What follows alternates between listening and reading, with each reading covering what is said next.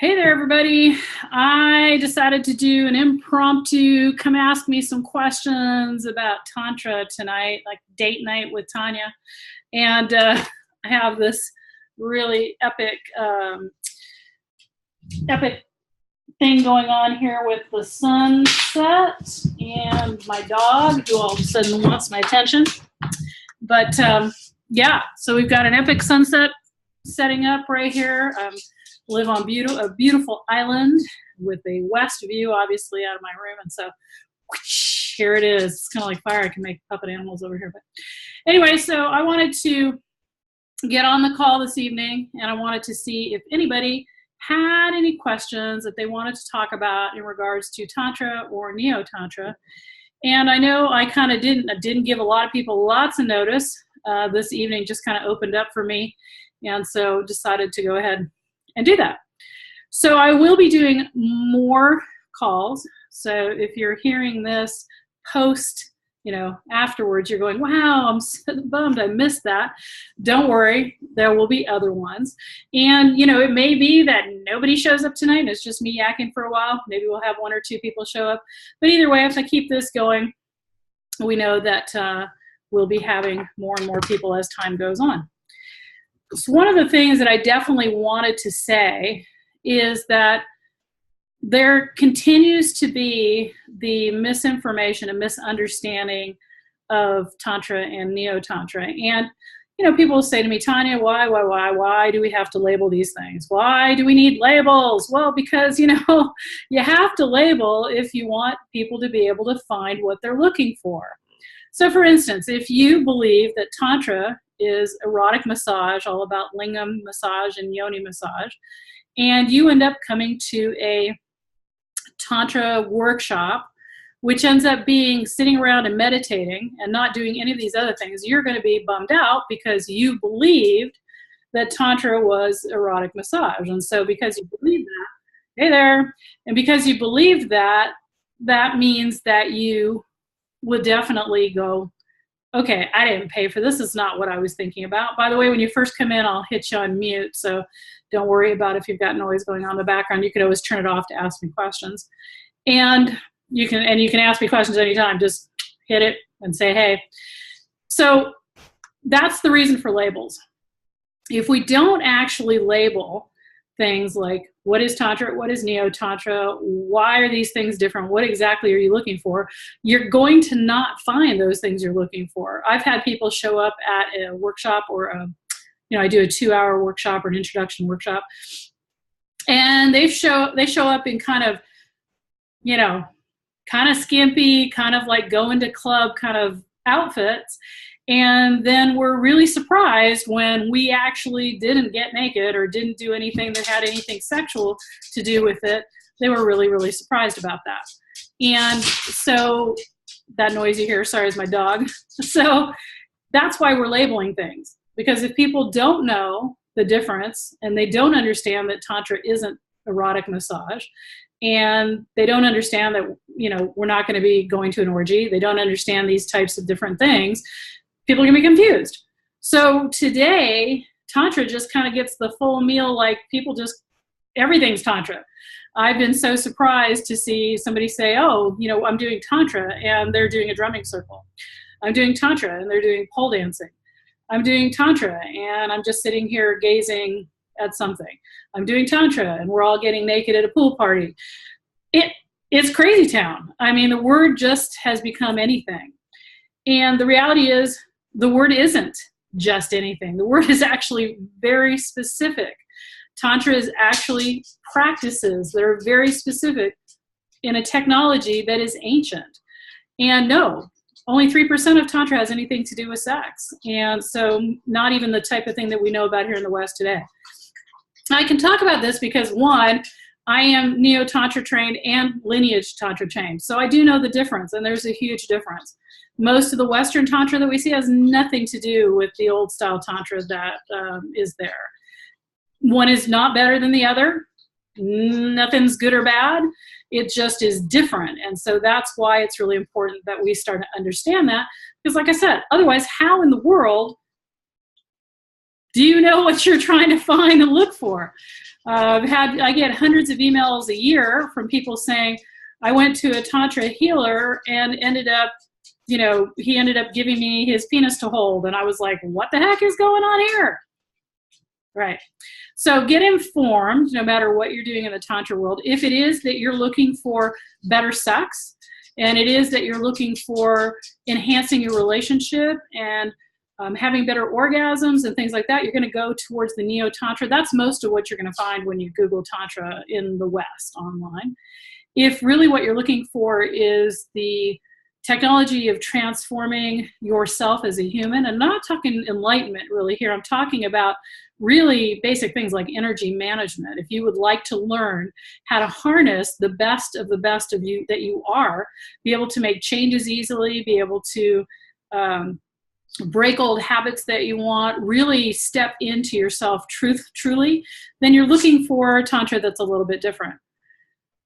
Lineage Tantra, you're really not going to find very many lineage Tantra masters in the West. Lineage Tantra doesn't really exist much anymore. It's pretty rare. And what I mean by lineage Tantra is the thing where you find your master, he accepts you, it's guru devotion. That's the bottom line. If it doesn't have guru devotion in it, it is not lineage Tantra at all. And when I say guru devotion, I mean guru devotion. I don't mean like you're having sex with your guru. I mean that you basically have devoted yourself to them and they have devoted to you. And then you're learning practices to open to the energetic transmission of the information they have. That's lineage Tantra. That's old school. It's hardcore. It takes years. It's dangerous. It's not love and light.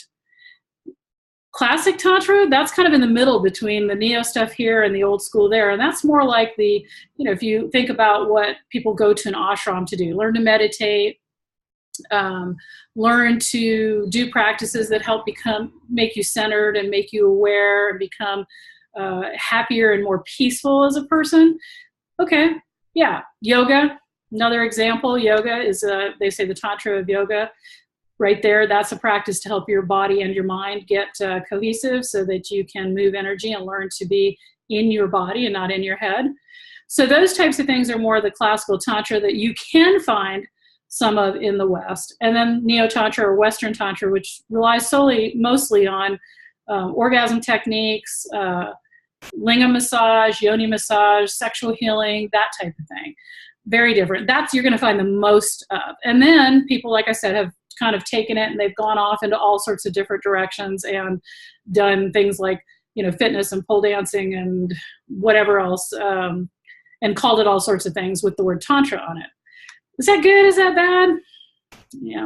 As long as people understand what they're doing and where they're coming from. And so when you as a person ask a teacher, what are we learning? What's going on? You, as a teacher, you actually have something to say that's relevant and actually not ignorant, that you actually know what it is you're talking about, then that's fine, right? So I'm not the Tantra police here. But I do really insist on educating in that regard because I just don't want to see people get hurt or confused. All right, so given that most people I've been doing this for it's over 30 years. Yeah, over 30 years.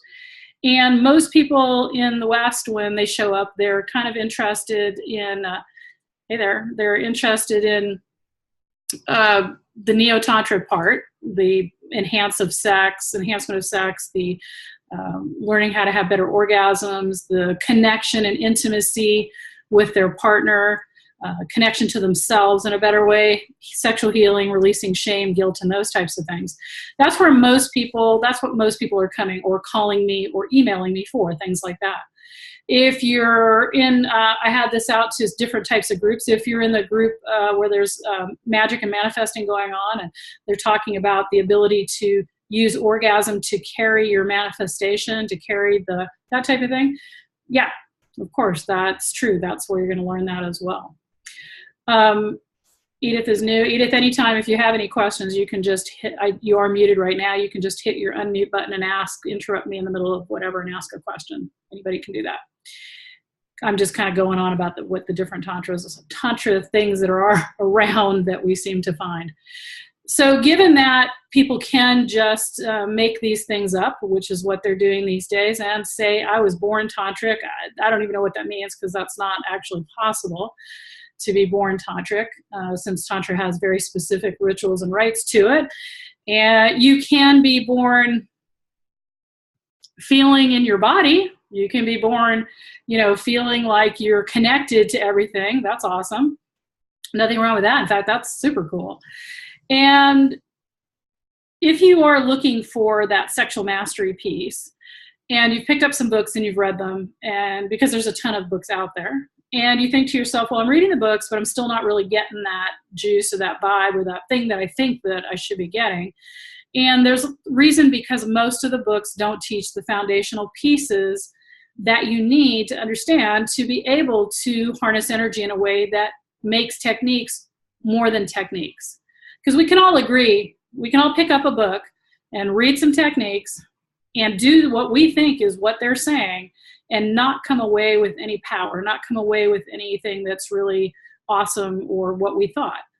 And that's because the techniques are just techniques. Until you apply them with presence, breath work, other foundations that make them powerful, they're techniques. And once again, once you learn the foundations, the funny thing is you don't really need the techniques. I know, it's kind of weird, but that's the truth of the matter on that. Any direction you guys want me to head in, as far as heading more towards, hey, yeah, talk more about sex. Hey, yeah, talk more about spiritual stuff. Hey, yeah, talk about that. Let me know, since this is supposed to be a Q&A. And I'll just go on and talk about whatever. Either one? Nobody? Nothing? Say something. Say no. I think, is there a chat? I think there's a chat bar too. You can hit me up in chat bar too if you don't want to say anything, and tell me there what it is you might be thinking. I would say that for the longest time, hey there, for the longest time, people, mostly men, it used to be men, for probably the first 20 years, the majority of people who contacted me were men. Now, other than the men who contacted me because they believed I was a sex worker, because if I was tantric, I had to be a sex worker, that's what they thought.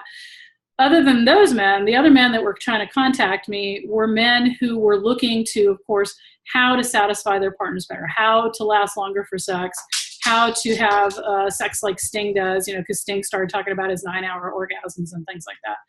So that's where most of the phone calls I got came from.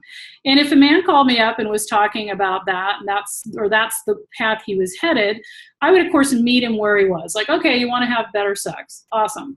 So the first thing he would be learning is how to breathe. And he's like, no, look, I want better sex. I'm like, yeah, I understand that. So there's a whole bunch of unsexy stuff that you have to learn foundationally if you actually want to be able to harness the power in your body. Men like techniques. They want to know the how to, step by step. Give me the 1, 2, 3, 4. And so it can be really maddening for them to learn some of these things that aren't just techniques like that. How to please her every time. That's my favorite one.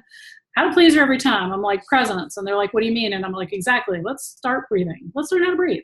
No, I want to rock and roll. Great, let's breathe. This comes down to it. Basically, anything related to Tantra, if it's serious, and you want the power to it, is going to come first to breath work. If you don't have a solid foundation of breath work and what that actually means, that you're able to change your state by breathing, then you don't have a foundation that needs to go anywhere else. I mean, you just need to start there. You can't bypass all that stuff to quote unquote get to the good stuff, because that is the good stuff. I can take a breath, have an orgasm, taking a breath. How did I learn to do that? Well, the foundational pieces. Why is that important to be able to do that? Well, it depends on what you want to use orgasmic energy for. Just for pleasure, no big deal. Want to use it for being able to manifest? Yeah, you need to have a little bit more punch behind it. It's not just in your genitals, it's through your whole body. So the men that used to contact me, awesome, started with breath work.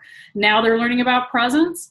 Women would contact me, then started saying, I need my husband to stop having sex the way he's having, and I need him to really just learn how to just be able to have sex different. I don't want to have this kind of sex that we're having, right? And so it's like, well, okay, that means that requires that he learn some different techniques. Awesome. What does that mean, right? Okay, here we go. We got a question. Love this. How somebody's asking me, you can, like I said, you can hit the chat bar anytime up there if you want to ask a question without actually being unmuted. Let me finish my sentence there with the men. So learning the foundations, pretty soon the men learned that they had to be, that when they got solid with themselves, they didn't need the techniques. When women learned that it's very difficult for most men to care about this esoteric philosophy thing, if they're not getting sex to begin with, then, you know, they're not really going to care that much. You can't just say, oh, I need you to be different. I need more intimacy. I need more this. They're not really going to care if they're not having sex at all. So that's where women needed to learn how to inspire men versus demand and say, this is what you need to do. All right, let me ask the question. How do you start with Tantra? Like I said, my journey started over 30 years ago, and it probably started actually when I was 6 years old. And I'm going to give you the Reader's Digest version. Otherwise, it's a super long story. Where I felt this homing beacon is all I can, this ping. There was this like internal ping. And that internal ping stayed with me for my entire life until I found my teacher. And it started with a journey of, I didn't even know it was Tantra. It started with a journey of energy and these things that kept happening around me. I was very science oriented. I graduated from high school at 16. I wanted to be a neurosurgeon. I had a really heavy science background. My parents were really conservative. None of this woo-woo stuff, none of this, I mean, this stuff was so far out of, people that did yoga and chanted I thought were freaks. I was so far away from any of this, though I had some really strange innate gifts that I mainly dealt with animals, being able to communicate in a way that I kind of understood, not talking, but I got them. I got where their pain was. I got that. So I had some stuff going on that I just didn't even want to really like address. And then through a series of events of running into these different types of people who were doing different things, who kept saying, hey, you should check this teacher out. I went to shaman, South America. Hey, you should check this people out. Native American healer. Hey, you should check this person out. And all these series of events ended up leading me to my teacher, who would not look like any teacher that you all expect. Everybody here expects their teachers to look like some beautiful, I don't know, something what. And here was this guy on the dirty, scroungy guy on the street who was swearing at everybody. And yeah, anyway, I'm writing a book about it, so I'm not going to really jump all into it. But that's how I found him. It was a arduous, scary journey. Devotion is like such a thing that's so foreign to so many of us, what true devotion actually means. And how did it change my life? Well, it changed everything about my life.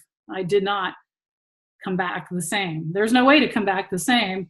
I'm the first Westerner and first woman in the lineage that I carry, and my lineage goes back 10,000 plus years.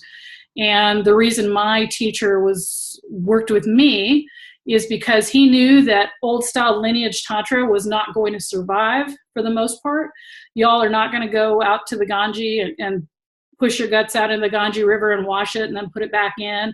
You're not going to make sure that you can make sure your tongue, keep it long, doing the exercise to elongate your tongue so you can turn it around back and shove it back down your throat. You're not going to do that crap. You're not going to ride corpses. Yes, I said ride corpses. You're just not, people are just not going to do that. Yet the power of the technology of lineage Tantra, which means energy mastery, literally you're harnessing energy and mastering energy. What can that do?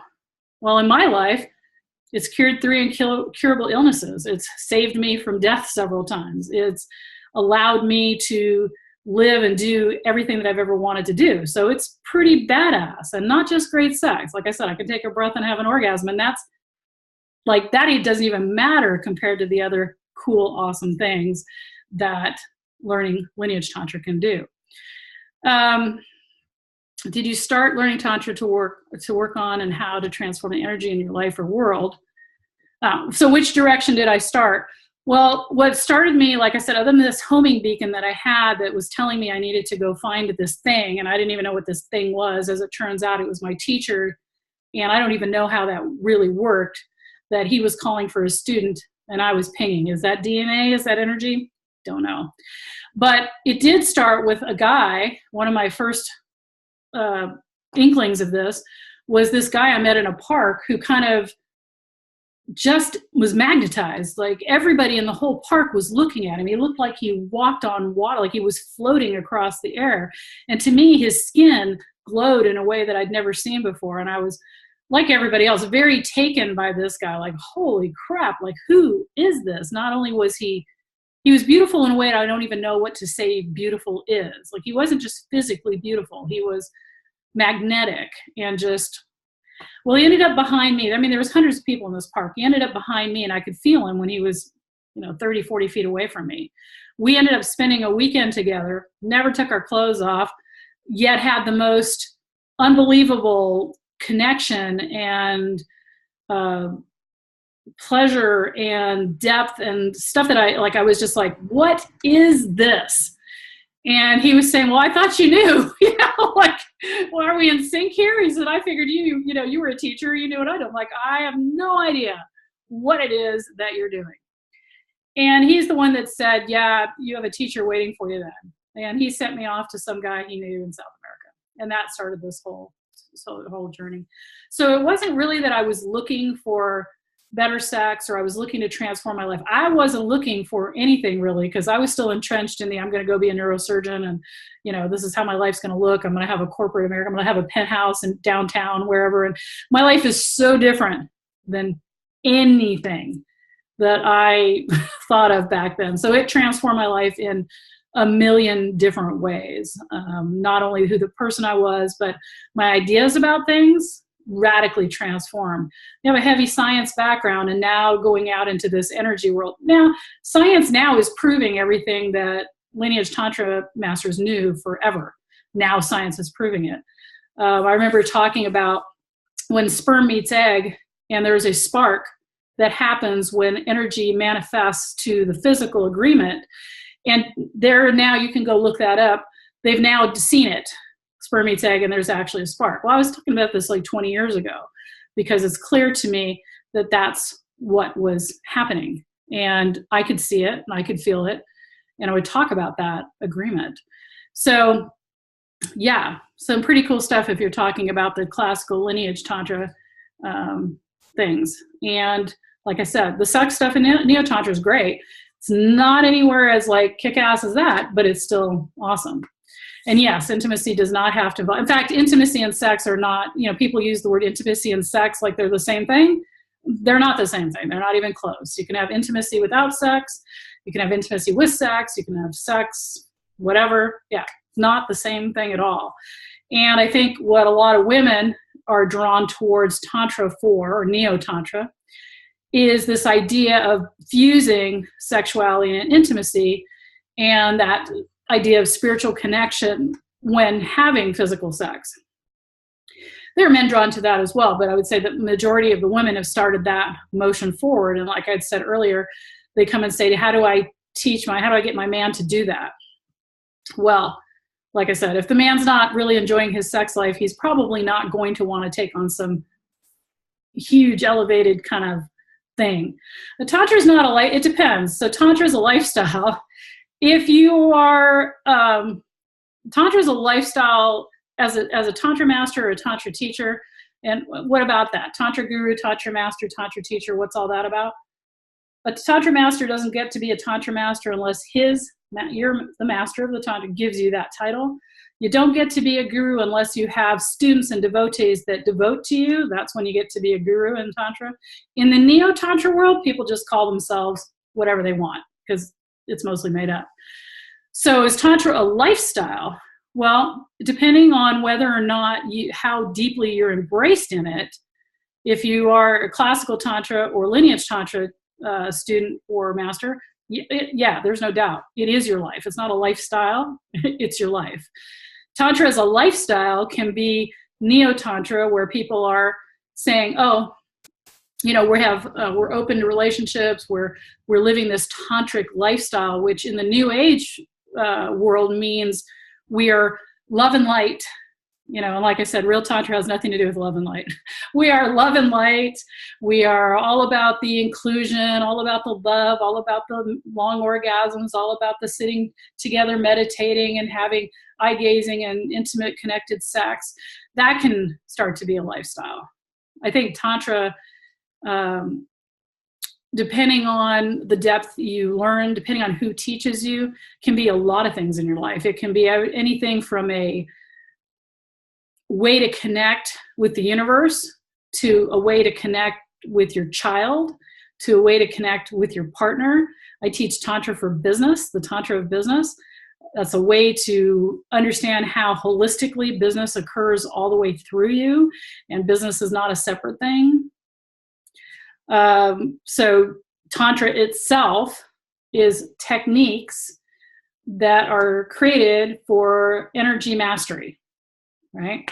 Now, whether you take that in the sex direction, you take that celibacy direction, most of all my lineage before me were all celibate. They were all men and they were celibate.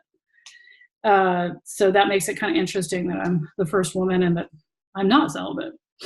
Yeah, Tantra for business is kick-ass, let me tell you that. And so you can learn, a few techniques, but that's not really Tantra. If you want to call yourself tantric from my point of view, that would mean that you understand the foundations of Tantra and you can actually harness energy and manipulate and use it in your own body, as well as start to be able to use it past your own body. Because if you can't use it within, if you can't change your chemistry in taking a breath, you're not going to be able to use it outwardly. And Tantra masters, my lineage, you're talking about people who regenerated limbs, raised the dead. They were energy masters. And if you understand what energy is, if you master energy, there's nothing that you can't achieve. Now, some people say, what the heck? Are you kidding me? Yeah, that's what I said. I'm like, what up, people? Okay. I know that when people come to my class and stuff, they do not expect to see this chick here doing talk. I have not changed my name. That's a really funny story. When my teacher, after I thought I was being so cool, and I'm like, look how great I'm doing. I'm doing all this great stuff, Can I have my spiritual name? That's the thing everybody wants. When do I get to have my cool spiritual name? Well, so he's sitting there and he's looking at me, and he was quite the trickster. A lot of old school tantric masters are very much jokesters and tricksters. And he looks over my shoulder and he says, yeah, I have it. And I'm like, oh, I'm waiting for something super cool.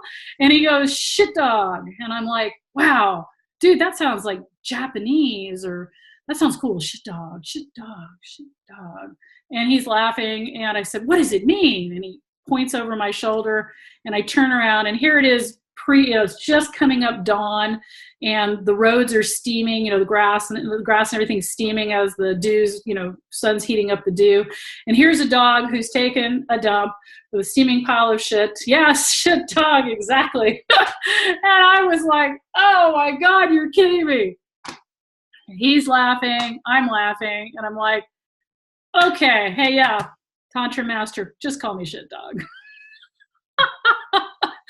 So that's perfect for me, thinking it was super cool that I was going to get some really nice, I don't know, ethereal kind of something nice name. But it's very fitting for the lineage that I come from, that is indeed. And I even said, oh, does it mean something cool? Like, whatever comes from the end of the whatever. And he's just like, no.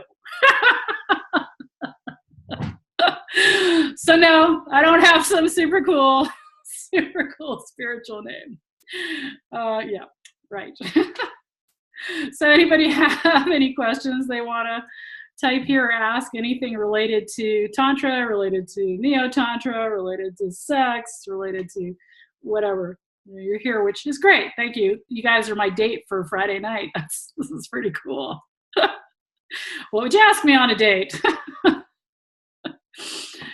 Anybody want to head me off in a direction? As you know, I can keep just yakking. I could probably do this all night if you give me a direction you want to go. Well, so what do I do? Well, I have a lot of different ways to interact with people. Since this whole Skype thing and Zoom thing came out, it's great because I do one-on-ones with Skype and Zoom. I do have classes that I teach. I have a community, Tantra Uncovered community, that's $20 a month that people can join, and then there's lessons that they get. And yeah, like I said, one-on-one Skype workshops, all that kind of stuff. My site's learningtantra.com, and it's it's under construction. There's some stuff up there. But last year I was, when my relationship went south and I was actually dating living with the super tech of world of the super tech genius of the world. And when he left, everything was tied to his servers. And I don't know if you know what that means, but what that means basically is when he left and he didn't get me my stuff, I didn't have archive backups. I had to burn down 20 years of work. So I'm in the process of rebuilding all that. I'd be daunted, but why? Why be daunted? This is another great thing that basically Tantra can do for you. You don't have to be live, by the way, to learn Tantra. Some people are like, don't you have to be live to learn it? You know, that's if you believe that you have to go hands-on with somebody to learn it, which you don't. I can teach just about everything there is to learn a Tantra without ever touching you or you touching me. So we can get that myth. Even ejaculation mastery, even, tantric orgasmic orgasm energy, nothing needs to be hands-on. You never have to get naked with your teacher. Just doesn't happen. I'm a tech guy as well. I can promise to give you all access to all right, awesome. I appreciate that because he had all, well, then if you knew what I said, he had all his stuff coded from the servers locked down to his computers.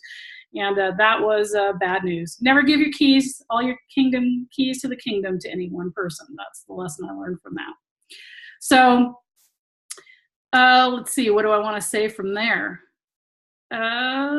Let's see. Yeah. So I said, you don't need to get naked to learn Tantra, no matter what part of Tantra you want to learn with somebody or with a group of people.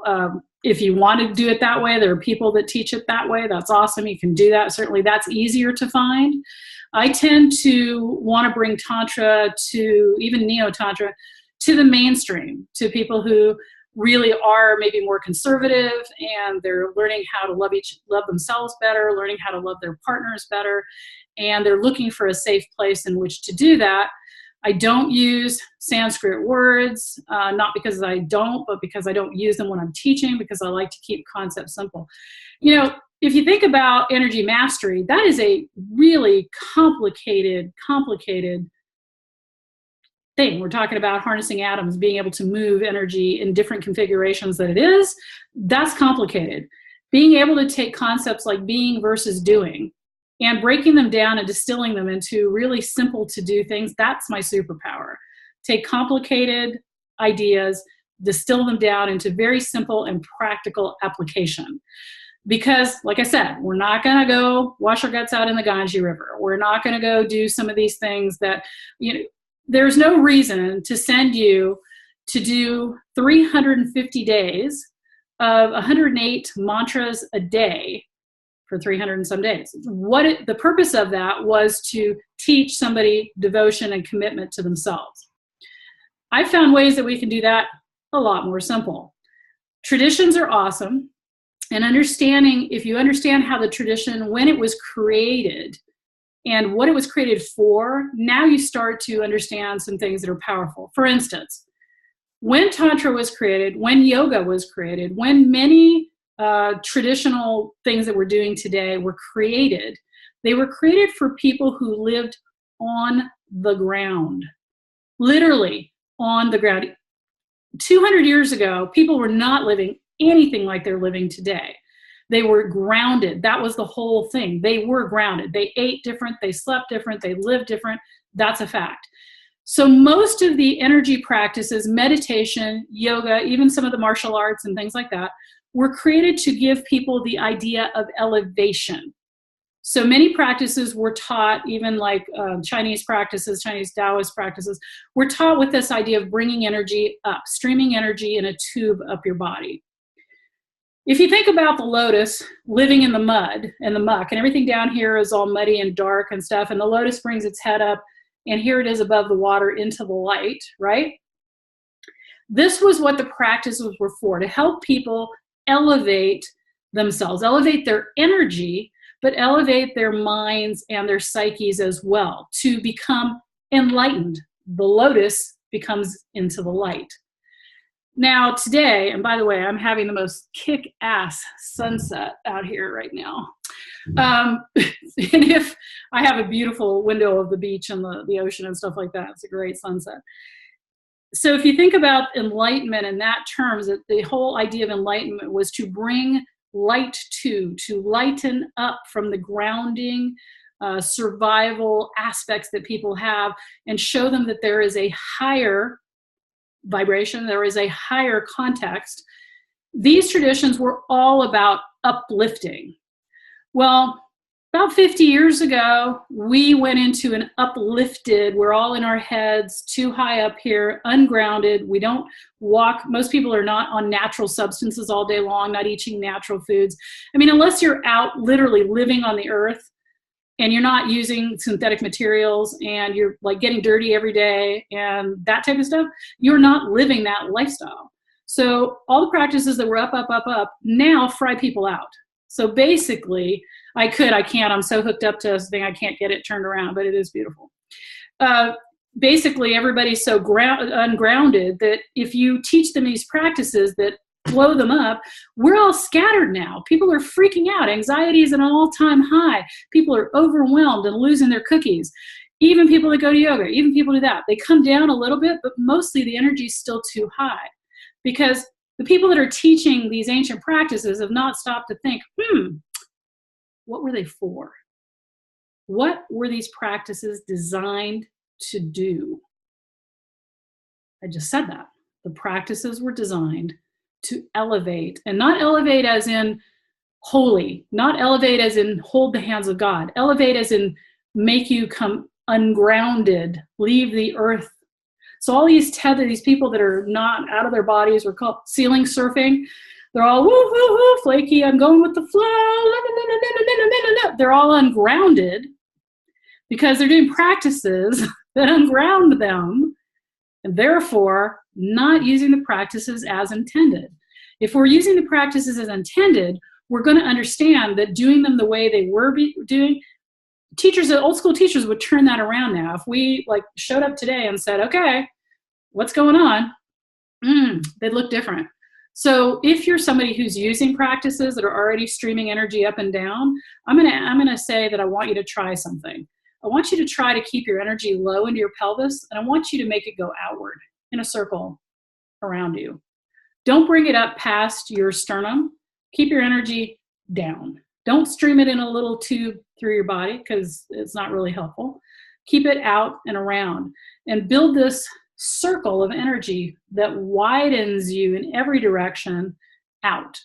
So just try that and see what you think about that. See what happens when you take your practices, breath work, yoga, martial arts, anything like that, and actually go wide instead of up and down.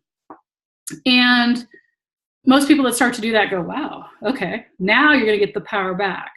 Because if you're living in a world where everything's already too elevated, unless you're living in Africa on the ground or a third world country on the ground or something like that, where I can still go and teach those practices in a different way.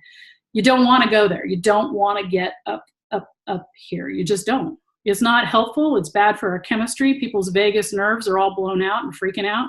And this is another reason I believe we're getting a lot of the diseases and things we're getting as well. It's because we're not inhabiting our bodies. Most people are out of their body or inhabiting the upper spheres of their body. And it's all love, love, love. No, it's not all love. It's all everything. Everything. Yeah. Oh, wow. Egypt, dude.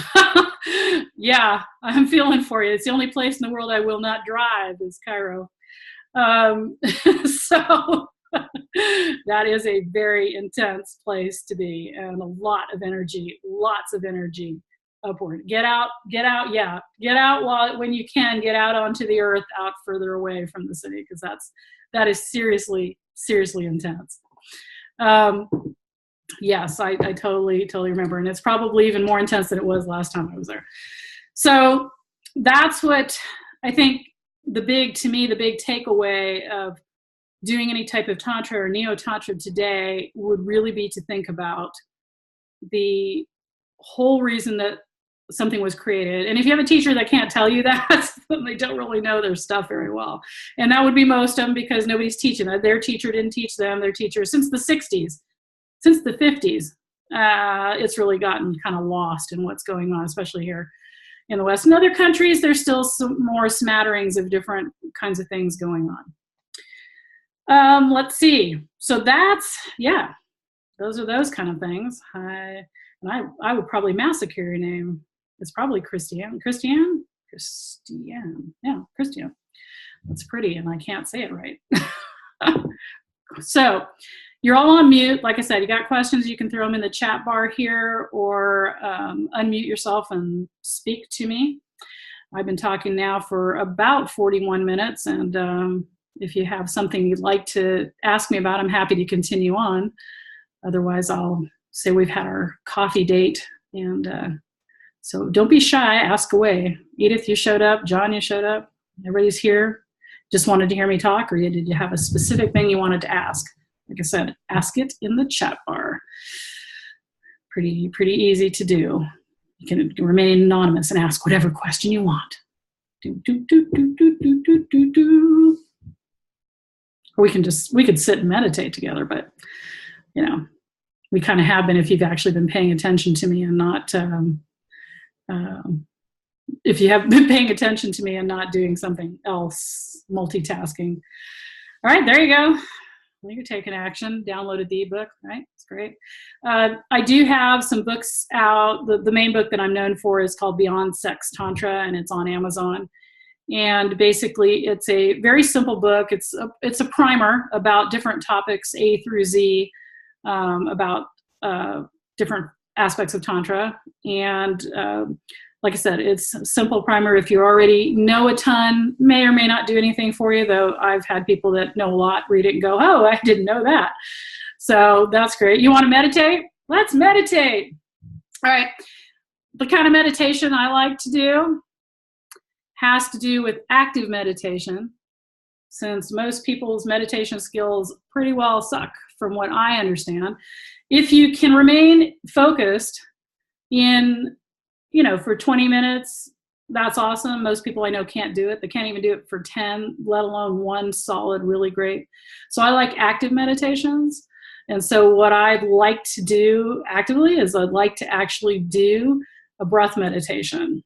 And so this breath is awesome, pretty darn powerful, and it's called it's a 20 count circular breath. And so what you're going to do is you're just going to breathe in and out in a circle without pausing, 4 smaller ones, and then 1 really huge inhale and exhale, then 4 smaller ones, and then really huge inhale and exhale, 4 smaller ones. We're going to go on like that. I'll start and you can join me. And when you're doing this breath, the meditation really is to think about this breath being circular, so that you aren't pausing on the top or the bottom, but you're actually, and this is you're going to find at the end of this is a very charging breath. You're going to feel very oxygenated and pretty powerful. It's a fun breath to do before workouts. It's a great breath to do if you're making love and you want to stop and you want to charge the energy. You stop in stillness and do this breath together. And then you can go back to making love. It really changes that up. Even your self-love, if you're making love to yourself, same type of thing. You can get to that peak and then let it settle, and then do this charging breath as you head back up to the peak. So go something like this.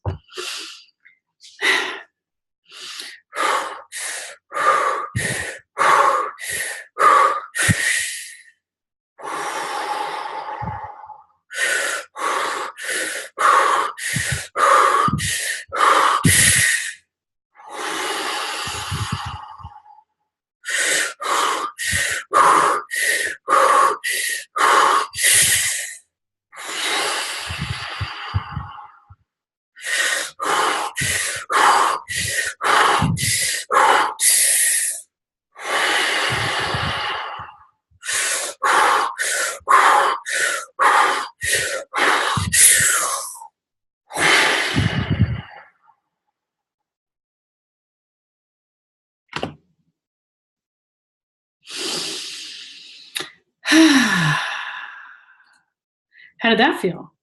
Did anybody enjoy that? Fun, right? You can do that through your nose, through your mouth, it doesn't matter. And what you can do, I mean, I am like super flushed and hot now. What you can do with that is you can also play with the length of the fast breath. So you can even slow that down. So it could be,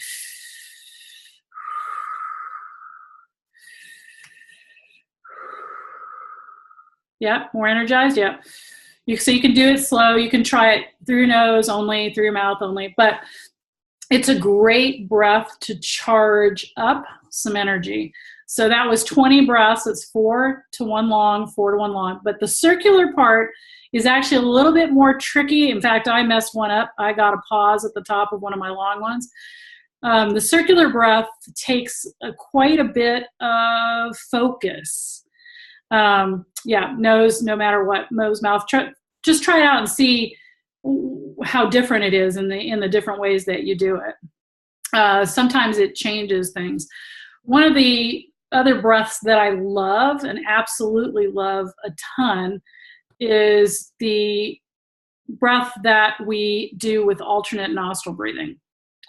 And alternate nostril breathing, if you don't know, one of the cool things in Tantra is the whole knowing that each side of your nostril, each side of your nose, you breathe from every 45 minutes to 90 minutes, you change sides that you breathe on. So if you take your finger or a glass or something like that, you make yourself up and breathe out of your nose, you'll see that one side definitely has more breath coming out of the other. And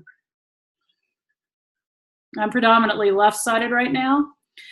And the left side and the right side hook up to different sides of your brain and they do different things. And the important part of this is not that. The important part of this, although there are some breath works that entire sciences are done around that, and people don't do creative work unless they're breathing from one side. They don't go to sleep unless they're breathing from the other side. So it can get really intense. There's no reason for us to go there. I like to keep things simple until people master stuff, because otherwise it's just a bunch of knowledge in your head you don't do anything with.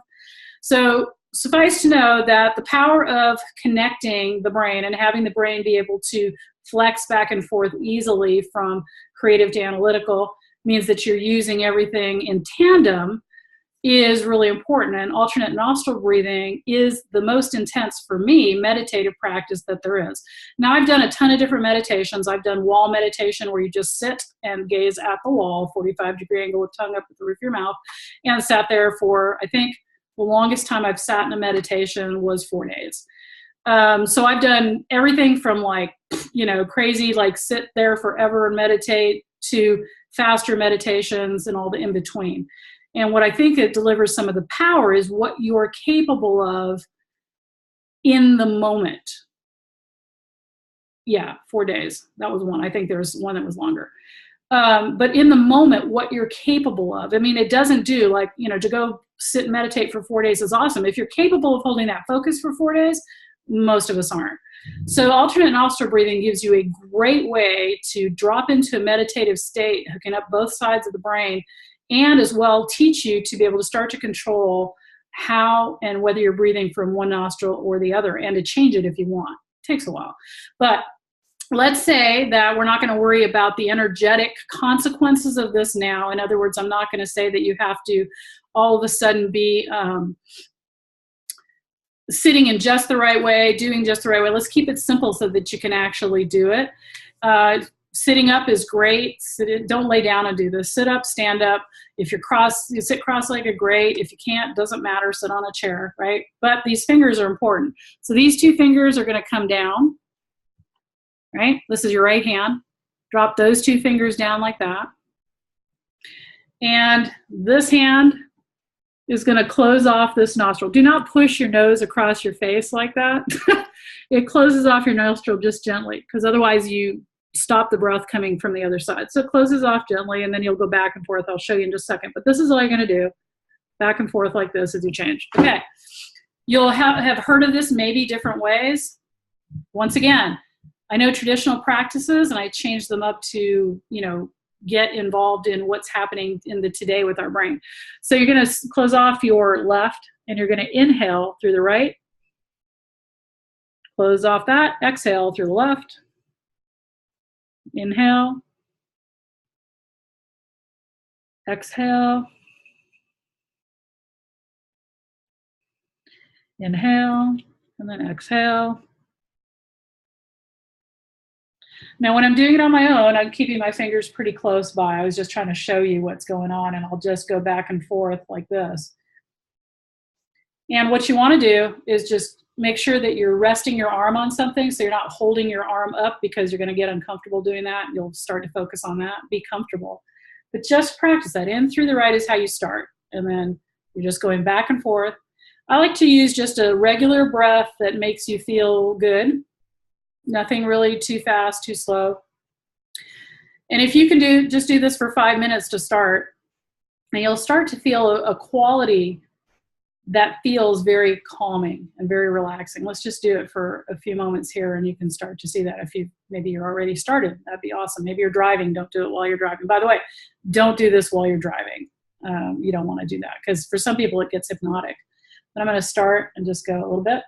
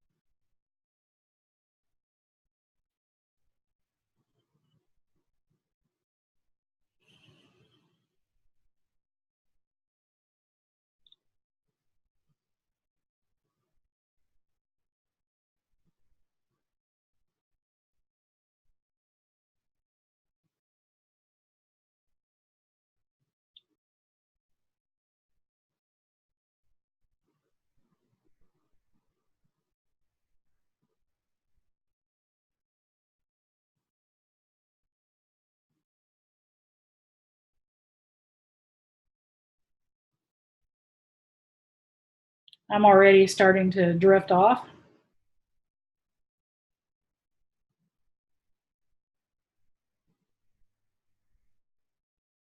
And what will happen from there is my breath will start to get slower and slower and slower and slower. And it can really, for me, really transport me to some amazing places while staying grounded into my body. And that's pretty darn cool. So that's one of my favorite active meditations. And what I would say is, remember that whenever you're doing any practices of any kind, you're training your body and your mind to do these practices. If I think about fire breathing or counting breath or any of these breaths, my physiology, I can feel my chemistry start to change, because I've done them for so long. My body's like, oh yeah, I know what you're doing. Okay. That's the power of the devotion to a practice. So if you are indeed meditating or doing anything like that, and you spend a lot of your time, or even 50% of your time, trying to bring your mind back, don't do it that long, because all you're training yourself to do is bring your mind back most of the time.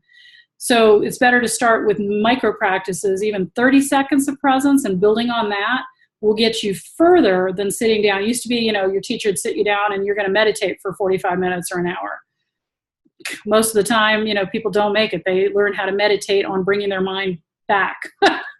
What we want is that ability to be in the space of empty. Emptiness is a practice in itself. And emptiness is such a precious practice, because from the space of empty is where things are created. While the space is full, we can't actually create anything totally. I mean, it's like, yeah, of course we're all creating stuff. But I mean, I'm talking about creation, like bringing Kundalini to bear, bringing a breath with an orgasm to bear. I'm talking about really big, profound things. Even emptiness, the womb or uterus is empty, right? So it's empty, and that's where life is created. So this container of emptiness is something that most people don't really cultivate very well. And, it's because we're not really taught that. So it's not that there's anything wrong with that. So there's a little bit of more lineage style Tantra. And we've talked a little bit about Neo-Tantra. And yeah, so anything else? Or I'm going to be saying Thanks so much for joining me. This is like exciting. I'll be doing more and more of these calls. It'd be great if you guys could type in where you came from, or just say, hey, I came from that list, or I came from so-and-so's group, or I came from that. It'd be great to know where you found the link and where you decided to come see me from. And I'm going to be doing, like I said, more of these, and probably with a little bit more notice. So sorry about that. And wow, Egypt. So what the heck time is it in Egypt right now? Just dawned on me. That's like, oh, Christina from Sexual Freedom for Women. Awesome. Good to see you there. It's 5 a.m. 5 a.m. Nice. Okay. Awesome. Hi there. Well, that's a 5 a.m. in yeah. Well, at least it's not midnight. Christina Campbell, how you doing there? Awesome. Yeah, it's great to see people from different places and spread the word. And I am very much really into helping people get unstuck. And I have different vehicles in which I help people do that, whether it's stuck in the shame of their body or where it's stuck in how to move forward in their lives. I've pretty well dedicated my life to that because I was really, really, really stuck in my life in an early on time. Lots of personal sabotage and destruction. A lot of great stuff, a lot of bad stuff, but being able to have a much smoother path means that the chaos around still happens because life is about chaos. There's no such thing as peace in the real world outside in nature. There's no peace. There's harmony. And chaos is part of harmony. And when we learn to be able to stay smooth in the chaos of reality and accept what is real, that's when we start to flourish, not just survive, not just thrive, but flourish. And flourishing is a freaking super cool thing, and it's a great place to be. I'd love everybody to be there. That's what I'd love. Mastering your energy. Love to hear more about that, maybe through a private conversation. How do you start? Anybody that wants to talk to me, you can either call me, 206-276-2735, 206-276-2735. That's my phone number. You can always call me. You can email me at Tanya, Tanja, at learningtantra.com. Tanya, Tanja, learningtantra.com. If you Google Tanya, Tanja, Diamond, you will find me. I am there. And I'm Facebook prolific too, so that's the social media. Do I prefer to do my classes, open spaces, and greenery? I love to do, when I can do classes that are like that, I love to do them that way, but I pretty well will rock a class wherever it has to be in the middle of a freeway if I need to. And yeah, there's a lot of ways to get grounded on the earth, but I do love to be in nature. That's one of my favorite ways to do workshops. That is very true. Okay, so please go ahead. You can contact me if you want. Gave you that info. And like I said, Tanya, Tanja, learningtantra.com. And I look forward to speaking with you, seeing what else you need. Email me, tell me what direction you want to go in the Tantra world. I'm happy to tell you how to get there, whether I have something already or if I know somebody that would fit with you. And yeah, so thank you very much for being on a Friday night date with me. And I appreciate you being here. Mwah. Y'all have a great night.